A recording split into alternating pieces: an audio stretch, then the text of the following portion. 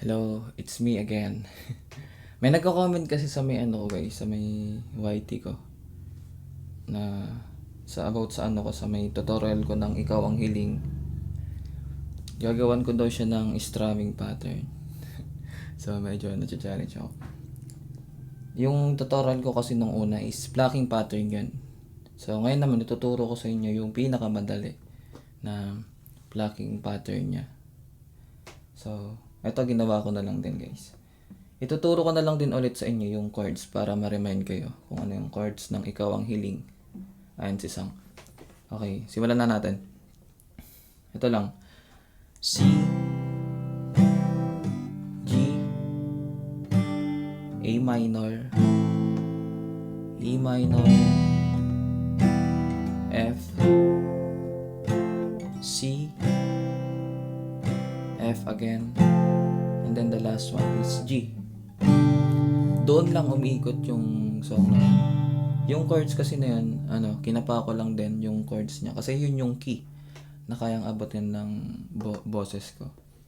So, ituturo ko na yung strumming pattern. Sana masundan nyo.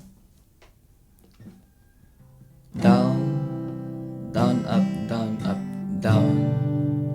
Down, up, down, up, down. Napansin nyo? Yung last na down ko is doon na ako lilipat ng chords. Parang ganito siya. Down, down, up, lipat.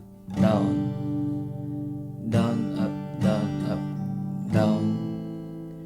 Down, up, down, down. Down, up, down, down. Down, up, down, down. Yun lang. Ganun lang siya kadali guys. Buong song na yun. So, kakantayin ko para mas masundan nyo. Okay. Sa di inaasang pagkakataon, ka sa buhay ko, hindi ko akalaing magkakasundo tayo. Saan ba'y pinapanata kita? Pamungo sa kanya, sinabi ko, mahal kita,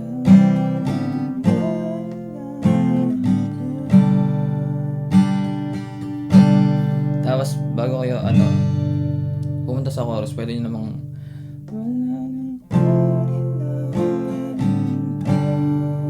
up, down. Yan. Bago kayo pumasok sa chorus. Up, down. Ikaw ang hiling sa kamay, ikaw ang down.